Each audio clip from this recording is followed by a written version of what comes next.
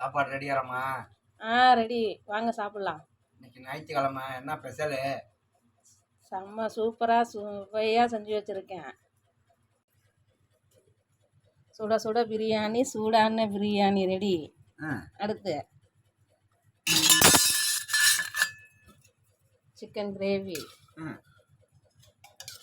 அதுவும் சூடாக தான் இருக்கு. இது வந்து சிக்கன் ஃப்ரை. என்ன ஐயோன்றீங்க? அடுத்து முட்டையை அதுக்குள்ளே தர மாட்டீங்களா? அங்கே தரங்க. ஒயிட் ரைஸும் ரெடியாக இருக்குது. இது சாப்பிட்டுட்டு இது தக்கட்டுச்சுன்னா அதை போட்டுக்கோங்க. இதெல்லாம் நீயா செஞ்சியா கடையில் வாங்கிட்டு வந்தியா? கொழுப்பு தான் உங்களுக்கு ரொம்ப. கடையில் எத்தனையும் தராங்களா ஒயிட் ரைஸ் எல்லாமே? நல்லா இருக்குமா? சாப்பிட்டு பாருங்க. சாப்பிட்டு பார்த்து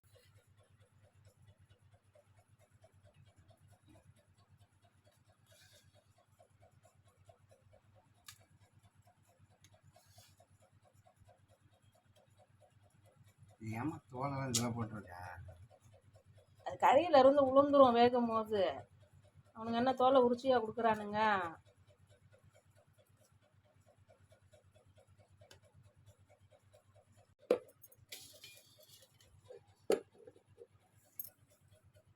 சாப்பிட்டு எப்படி இருக்குன்னு சொல்லுங்க. வெறும் சாப்பாடை சாப்பிட்டு பாருங்க ஃபர்ஸ்ட்.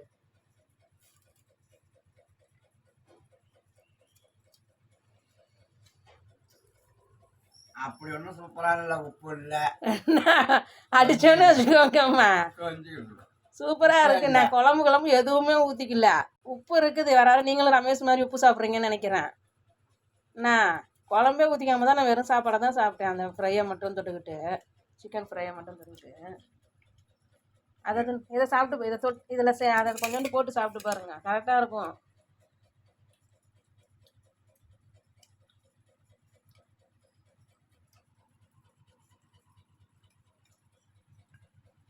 அதில் சேர்த்து வச்சு சாப்பிட்டு பாருங்க. உப்பு நீங்கள் போட்டிங்கன்னா, அதில் குழம்பு ஊற்றுனீங்கன்னா உப்பு கைக்க ஆரம்பிச்சிடும். சாதத்தோடு சேர்த்து வச்சு சாப்பிட்டு பாருங்க. இப்போ எப்படி இருக்கு? இதையே சோத்து சொல்லிட்டு இருந்தோம்னா அது ஒன்றும் தெரியல. அதனால தான் நான் அதில் உப்பு கம்மியாக போட்டேன். அப்புறம் குழம்பு ஊற்றும் போது நல்லா இருக்கு. அதில் சிக்கன் கிரேவி.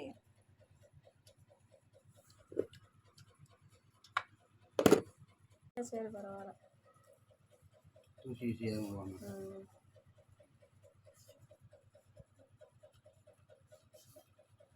நான் 20 செகண்ட் கொடுத்தா அது 3 நிமிஷத்துக்கு போயிடுச்சு.